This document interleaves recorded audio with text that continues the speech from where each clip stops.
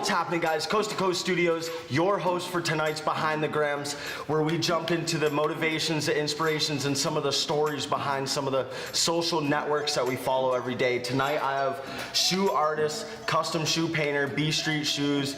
Let's introduce yourself and just jump right into a Q&A. Blake Barish, B Street Shoes. I've been doing this full time since September 2011, and I'm just glad to be here with you. Heck yeah, I appreciate that. So, describe in depth a little bit what you do, describe a little bit what B Street Shoes is. So what I do is I custom paint shoes for athletes, celebrities, and just people who find me on my website. Heck yeah. It's a process of describing with customers what they want, then I write it all down, and I paint it for them and make it happen. Chris. Nice, I like that. Where did it start? What's your story behind it? So I used to work at Union Bank as a credit analyst. It was like a junior underwriting position. Okay. I got a degree in business, and it was good enough to get me a job that paid a salary and everything with benefits. I did that for 4 years because I thought that that was the thing to do. I thought that having a good paying job with benefits was gonna lead me to happiness, Yeah, you know? absolutely. And the 9 to 5, what you're constructed and built and raised to think of following society's rules, you know, the 9 to 5, and yeah, that's how you accomplish happiness. And it wasn't panning out for you, you weren't happy doing that. you know, maybe that decision was the best decision that I ever made to get that job, because it's what made me realize that I can never work a 9 to 5. Oh, absolutely. I would go to work every day, and I was just like, why am I filling out all these Excel forms for this corporation? I don't care about any of this work that I'm doing at all. Yeah. So it kind of led to an evolution of, I think I'm gonna quit, I think I'm gonna quit. And then that one September day came where I quit, and that was probably one of the best days of my life. What enticed you to quit? Were you ready, or were you totally just like, I'm gonna take a risk here and jump into what I'm passionate about? So I had this job from 2007 to 2011, and I was 22 years old, fresh out of college. The economy had just crashed 6 months after I got the job. Okay. So in my head, I was like, I need to hold on to this job. It's a good job. No one is finding jobs. Yeah, everyone's just spending all day on Monster, Indeed, Craigslist looking for jobs, and at least I don't have to do that. Yeah, at least I'm having a stable paycheck coming in each week. Yeah. Totally. And I hated it, and so I quit eventually. That's good. Yeah. So you're just like, you had the B Street Shoes. How did that come up as an idea? So I used to sell custom painted hats on MySpace. Oh, believe it or dope. not. MySpace back in the day. Bring it back. Because there was no marketplaces like ArtFire or Etsy, or for that. I mean, eBay was around, Yeah. but selling custom painted hats wasn't really an eBay thing at the time. So I was selling them on MySpace. Etsy came around. I was selling them on Etsy. I got an email from my friend who lived in LA. Shout out to Jenna. She was like, oh, Tom's is looking for an artist to paint shoes live at events. Why don't you send them your portfolio and see what happens? So I did. They hired me. They were sending me to Santa Barbara, LA, San Diego to paint shoes live in front of people. How did you learn how to paint the shoes? Did you just kind of take a risk and say, yeah, I know how to paint the shoes, and just learned it as you went? It was a fake it till you make it situation. Yeah, absolutely. I had confidence that I knew what I was doing at the time because I had done a lot of hats, and I thought that it was transferable. And you learned as you went. It probably wasn't exactly the same as doing hats. yeah, I mean, at first I wasn't even using any primers. I was just going straight at it with paint pens and stuff, and it achieved a cool effect, but not what we're doing these days. Yeah, absolutely. So I did shoes for a long time. I built a portfolio. I put it online. I marketed it. I tried to sell it. They started selling.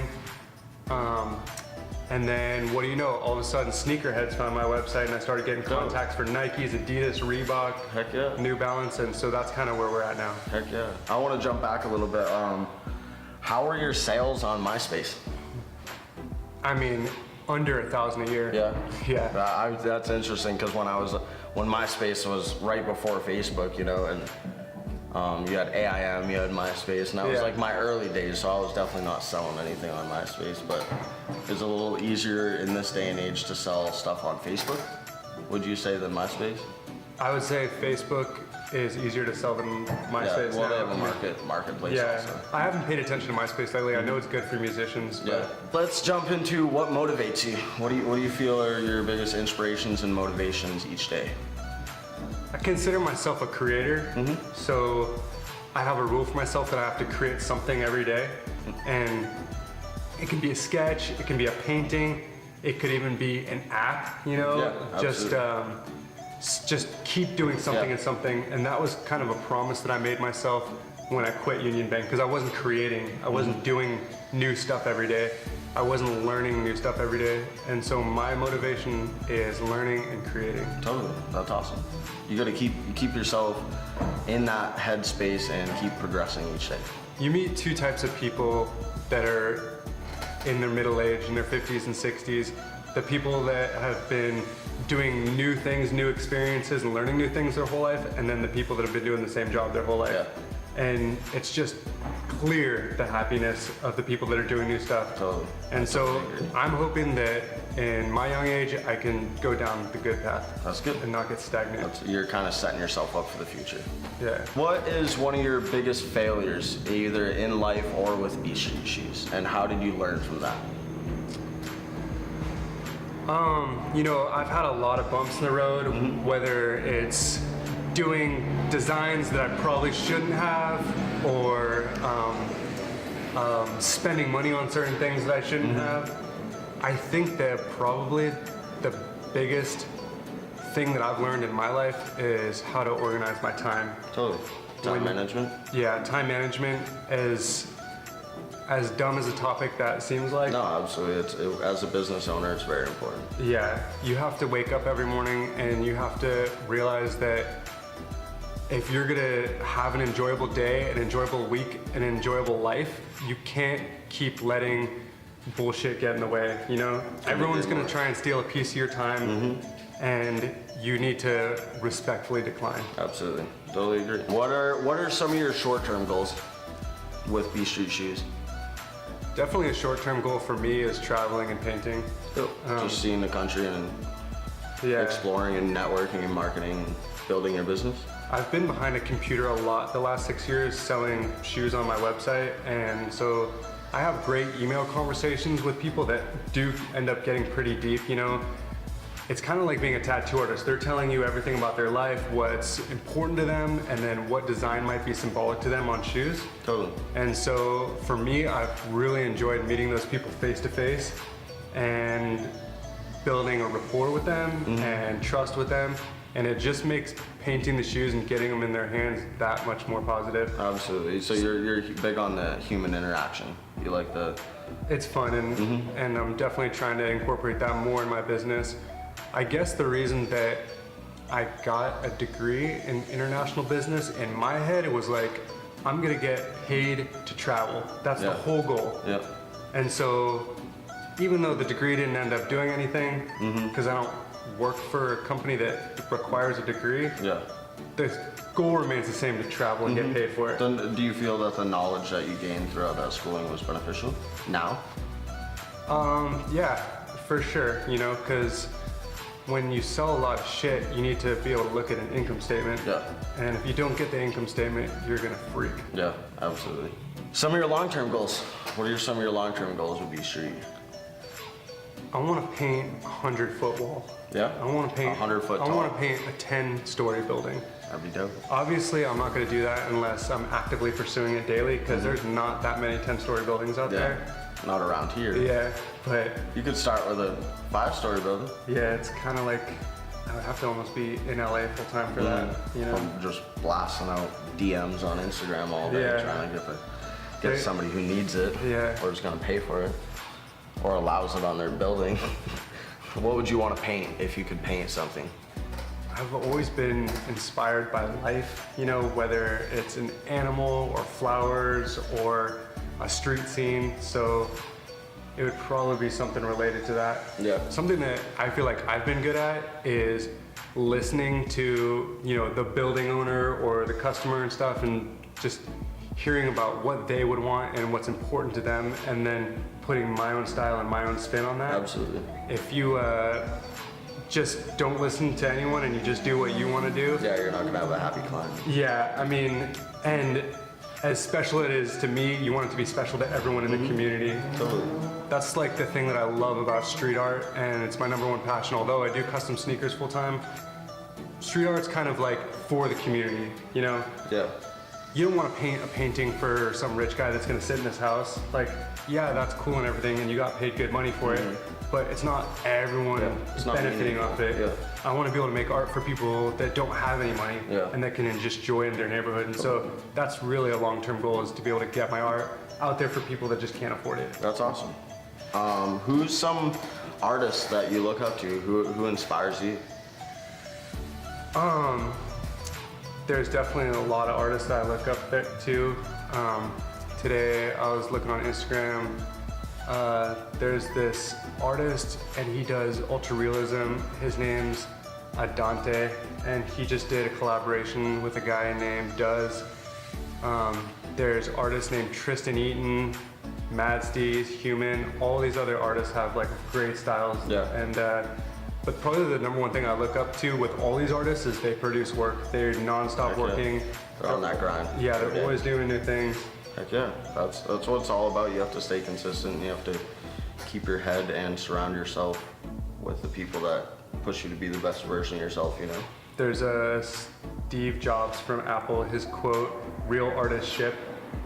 And to me, I kind of live by that. It means finish a piece of artwork and get it done and move on to the next.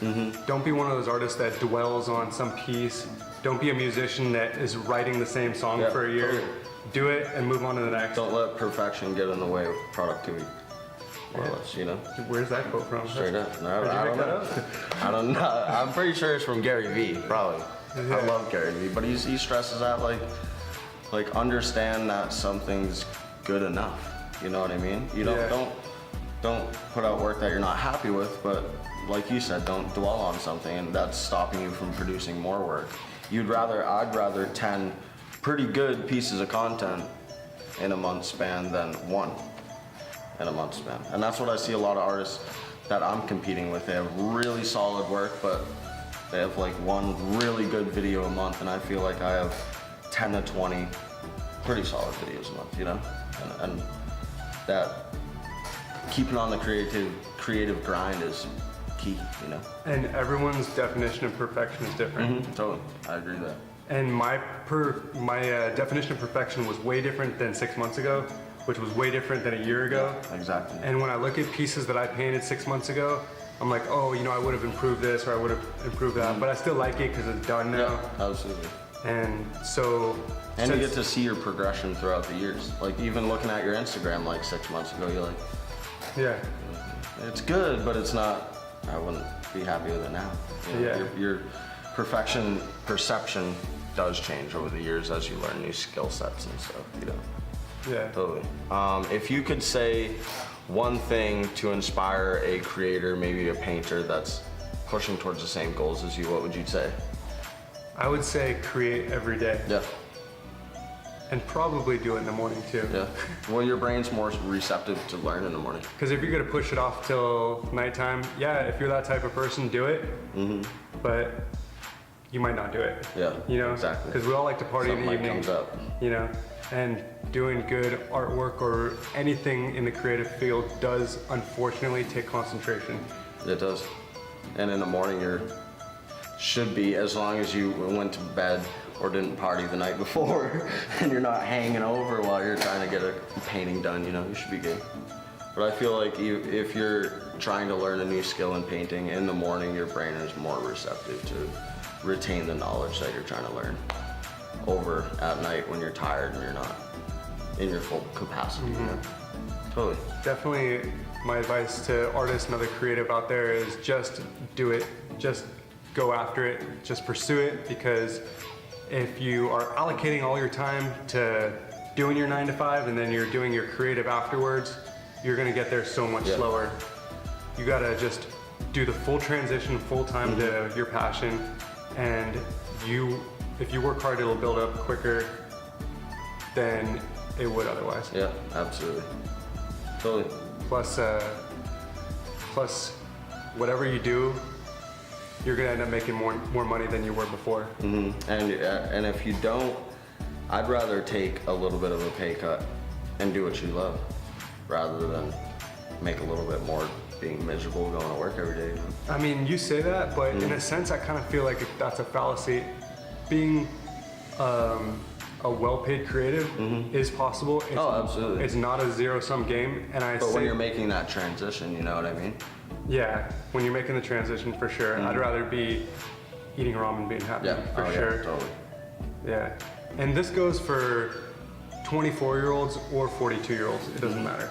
Yeah, I see a lot of 50-year-olds like retire and then not do anything. And I'm like, you got 30 years, you could build a pretty big business, you know, in 30 years, even 20, you know, even 10. Like, I don't know. I mean, don't give up. Yeah. Once you hit your mark, set new goals.